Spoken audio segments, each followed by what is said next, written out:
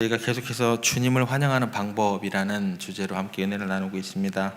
오늘부터는 저희들이 한 9절 정도, 9절 정도에 와 있다고 생각을 하시면 좋을 것 같습니다. 지난 시간까지 예수님께서 예루살렘에 입성하실 때 많은 사람들이 겉옷을 벗고 또 제자들의 안장으로 만들고 많은 사람들이 겉옷을 벗어서 길에 깔고 또 이런 진정으로 맞이하는 모습, 또 외적인 모습뿐만 아니라 내면의 가식을 완전히 벗어 던져야 한다는 내용으로 함께 은혜를 나눴습니다.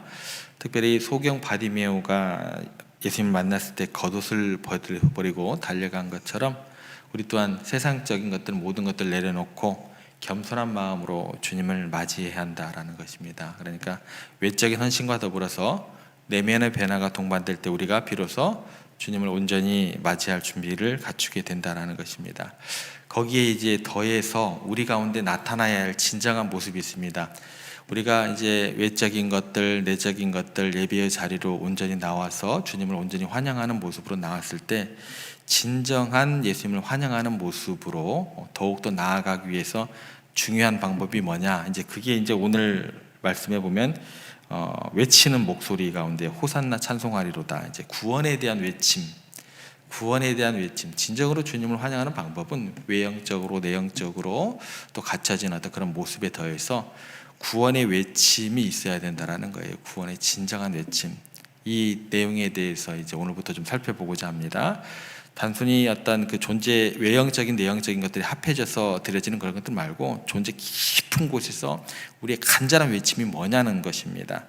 우리가 진정으로 주님을 환영하는 방법, 이게 구원의 외침을 통해서다라는 것입니다. 이 외침은 단순히 구원해 주세요 뭐 이런 식의 내용으로 말하는 피상적인 입술로의 고백을 넘어서서 우리의 전 존재를 주님의 은혜를 간구하는 그런 간절한 부르짖음이 되어야 된다라는 거예요. 이것을 이제 성경에서 이야기할 때 뭐라고 해야 되냐면 목마른 사슴이 시냇물을 찾듯이, 그냥 시냇물까지 가는 게 아니에요.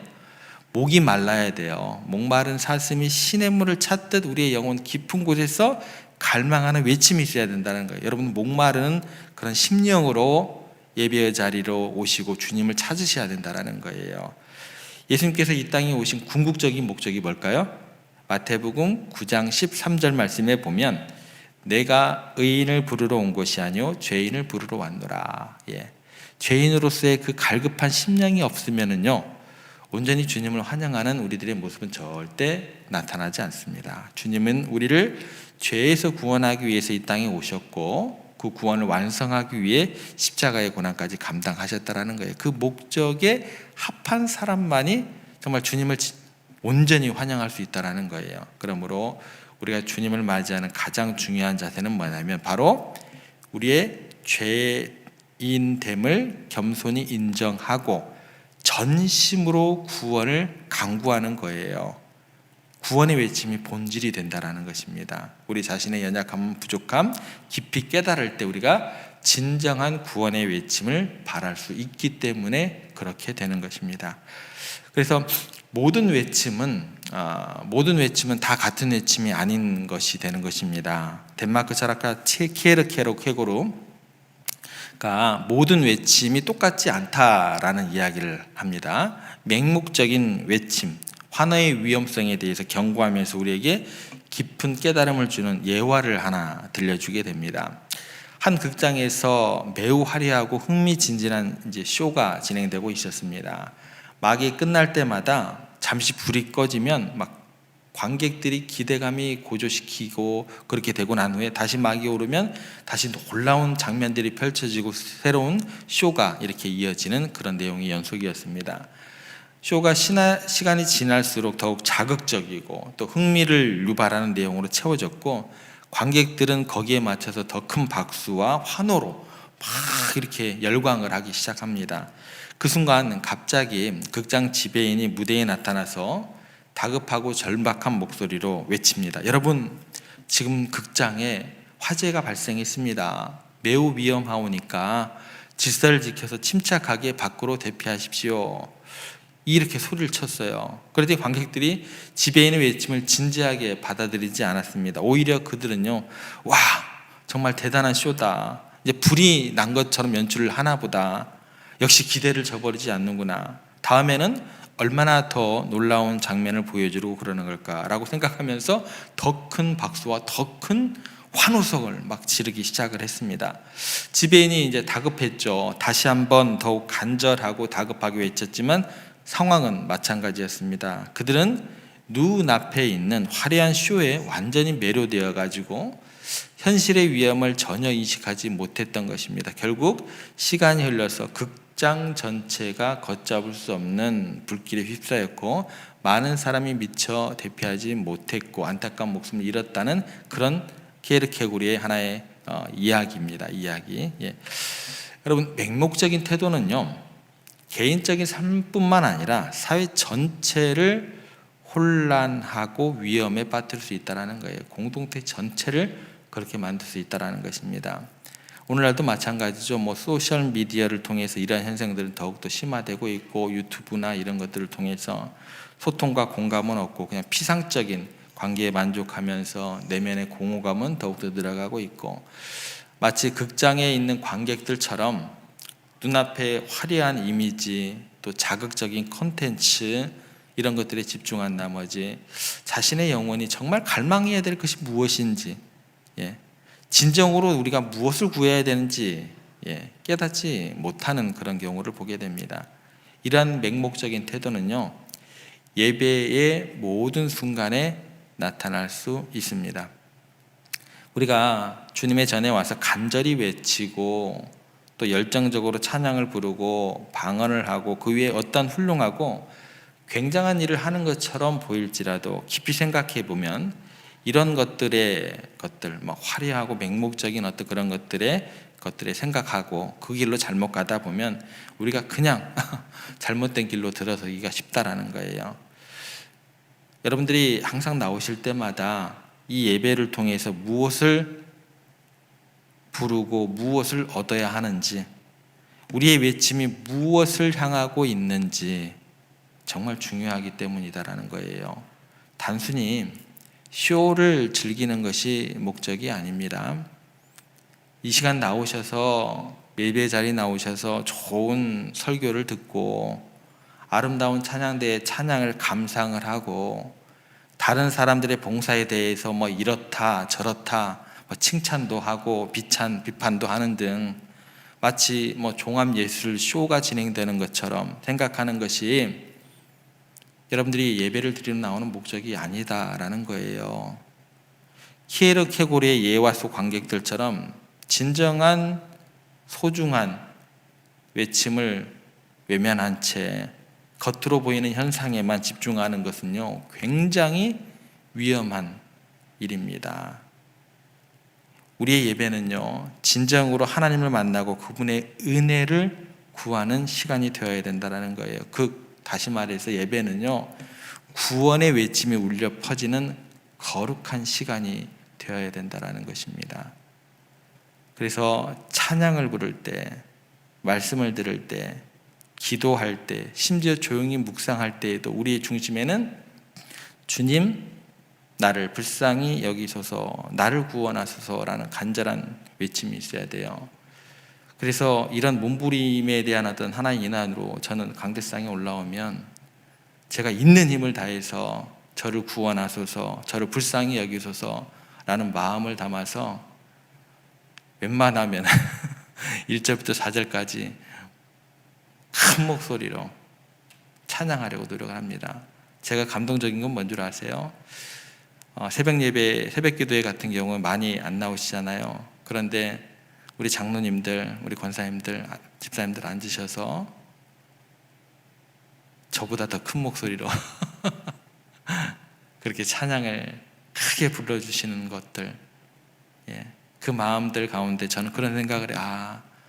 기도의 자리에 나오셔서 나를 불쌍히 여겨주소서, 나를 구원하소서, 그런 간절한 마음으로 이 시간을 함께 해주시고 계시는구나 라는 생각을 하게 됩니다.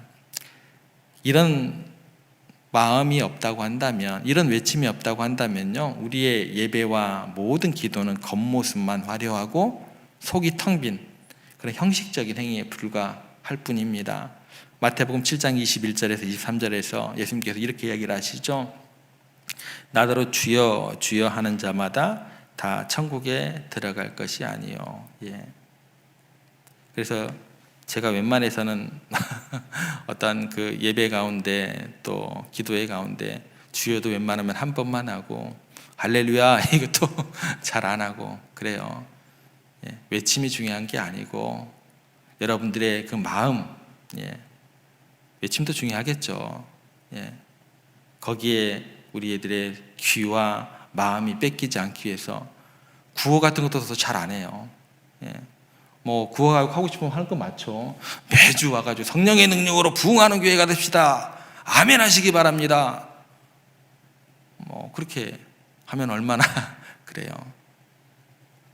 그런데 그런 것도 중요하지만 실질적으로 우리가 형식과 행위, 우리의 외치는 그런 말소리보다도 겉모습이 아니라 정말 우리가 외쳐야 할 그런 구원에 대한 외침이 우리 가운데 있어야 되는지, 그런 마음 가운데 우리가 들어가야 하는 게 더 중요한 것이 아닌가라는 생각을 하게 됩니다.